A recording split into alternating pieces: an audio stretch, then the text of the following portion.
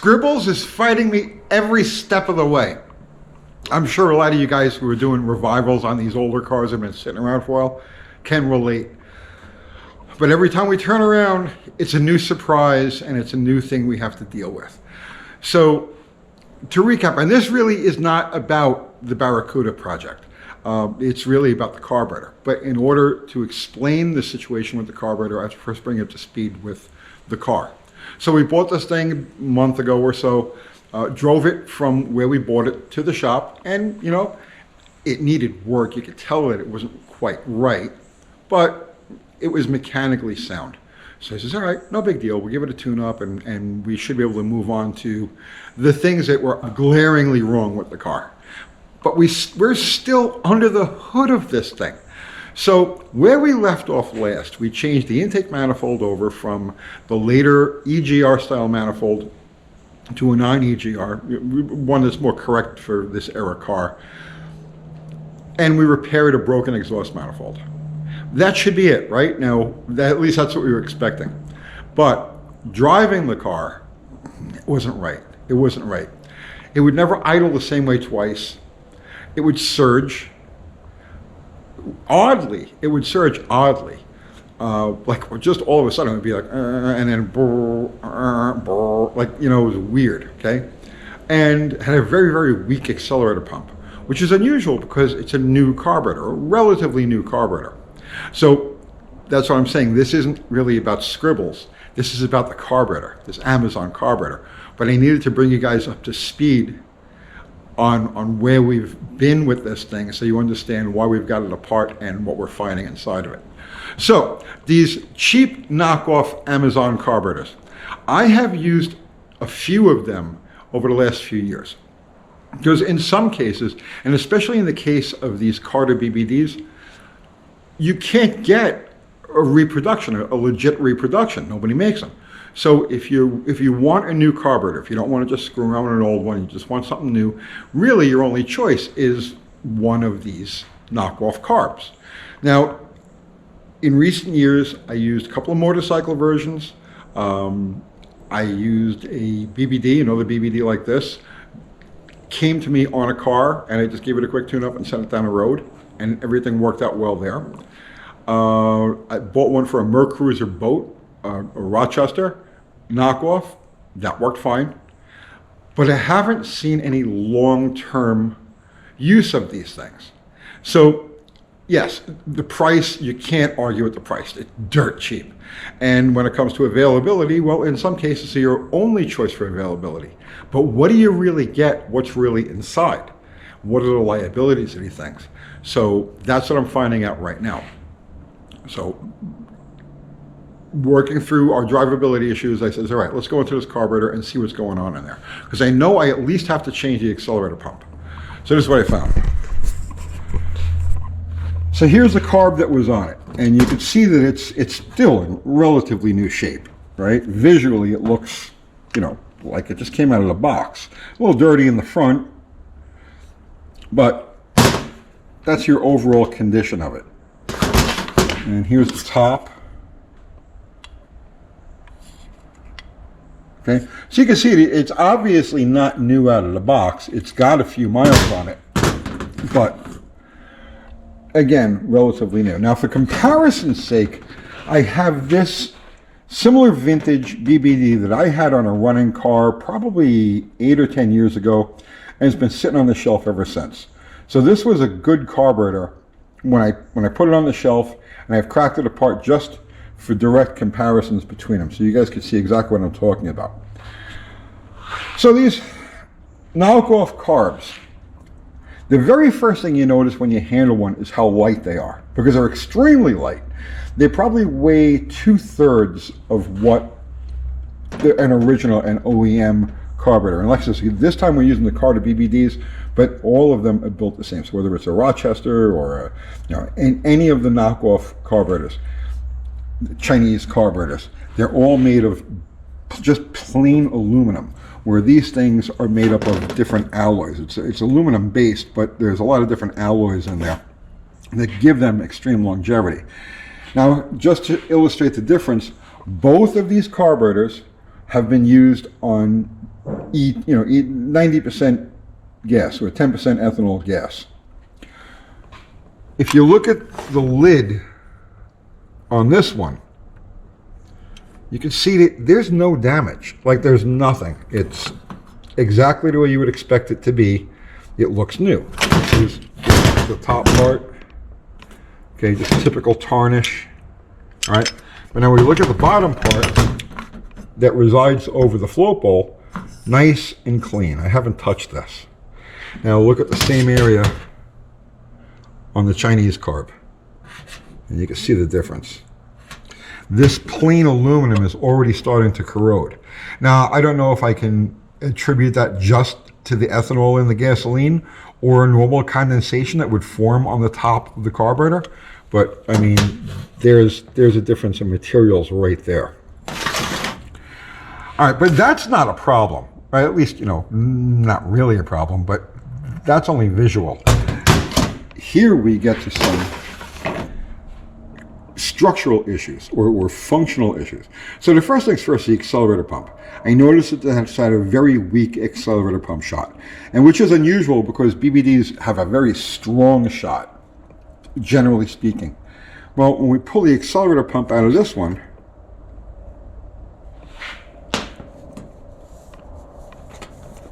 that's not looking too pretty. The leather, it is leather, but it's already hard. We've got corrosion starting on it. So here, let's take the one out of this older BBD. Okay. And this thing looks still relatively new.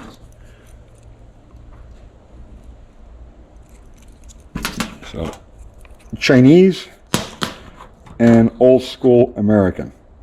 I'm surprised it still has so much color. Generally these things turn a darker color as they use, but this one is still nice and pink.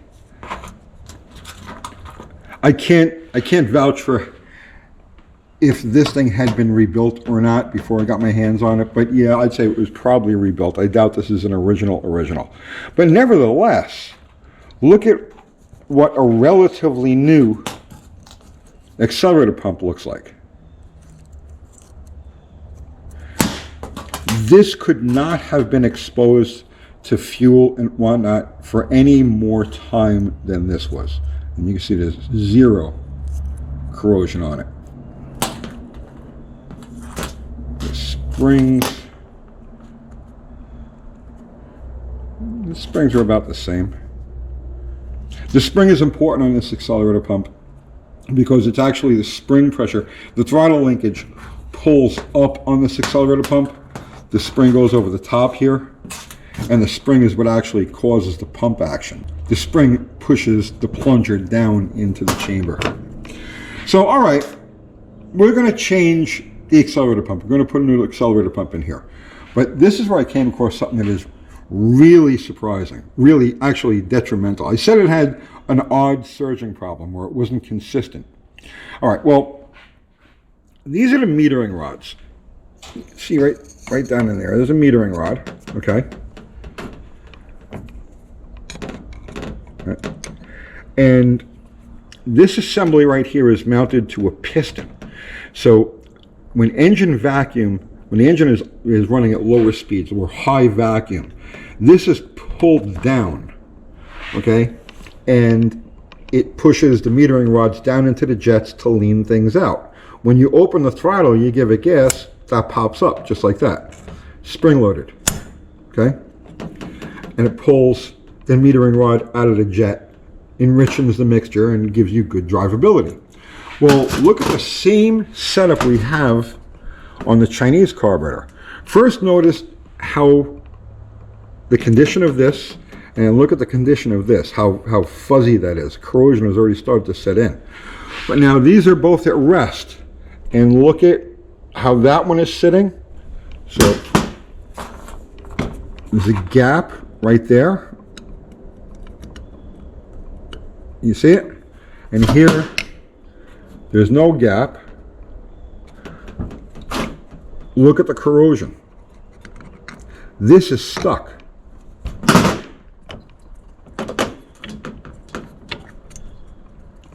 See, it doesn't want to move up and down freely. See, it's stuck in the down position. And look at the way this one functions.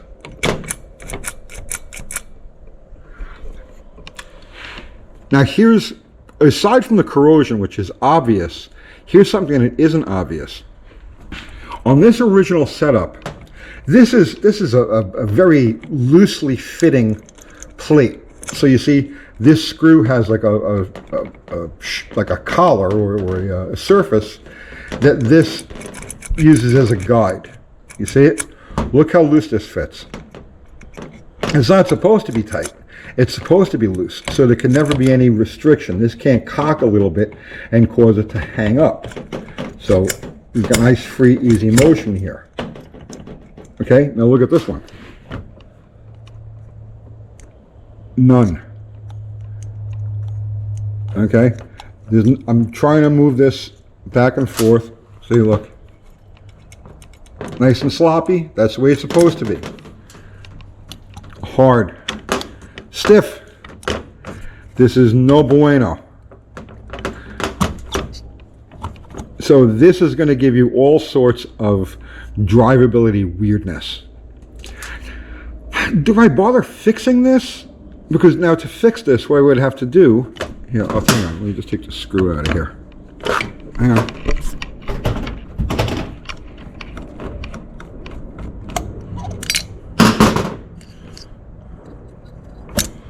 To fix this, I'd have to open up that slot right there. And that's the surface that it rides on. Look at how corroded that is. Look at the outside condition of this. You say, oh wow, that just came right out of the box. And look at what it looks like inside. Compared to a 60-year-old original Carter BBD. I don't know. Do I fix it? Do I go through it and try to make it function correctly, or do I just toss it in the garbage? I'm going to work with it. I know it's junk. It's clearly junk. It's obviously junk, but I'm going to work with it anyway, because a lot of you guys are going to be faced with the same situation. You can't find the original type of carburetor for your application. The ones that you do find are just so butchered or hammered or corroded that they're not worth getting involved with. So you'll buy one of these cheap carburetors. So I'm going to fix what's obviously wrong with this thing. There's nothing I could do with the corrosion part of it. Bare aluminum is bare aluminum, and unless I'm going to set up an anodizing deal to, I'm not going to be able to fix that. But I can throw a fresh accelerator pump in it, and I can open up that horseshoe-shaped deal so that the metering rods can slide freely up and down. And then I'll throw it back on the car and see what happens. But this is what you got. That's, up until this point, I've been trying to be extremely optimistic with these Amazon, and it's not just Amazon, they're available through all different places, but typically people buy them off of Amazon. I've been optimistic about these carburetors, and my experience in taking them out of the box and then bolting them on something so far has been fantastic. This is the first one of these carburetors that I've gotten my hands on that's been through a few cycles. It's been through a year or two under the hood, and it's had fuel sitting in it. So this is my first experience actually getting inside one of these things where there's an issue and finding the issues. And what I'm finding is that it's junk. I mean, it's that simple. It's junk. I wish I could say that it wasn't. So, but my opinion of these things has definitely gone down somewhat. Does that mean don't buy one under any circumstances? No. If, again, you can't find an original, usable, serviceable, rebuildable copy of what you need, then sometimes it's your only alternative. But I would say it's a good temporary alternative. It's something that'll get your car running and down the road long enough for you to find the right thing and swap it on. I think in that case, they do serve a purpose. So I'm going to button this thing back up, make my repairs on it, button it up, stick it on the car, and then hopefully I can move on to the more pressing things. All of the issues I found with this car that I haven't even gotten to yet because I'm still screwing around under the hood. All right, guys, that's it. I'll see you tomorrow.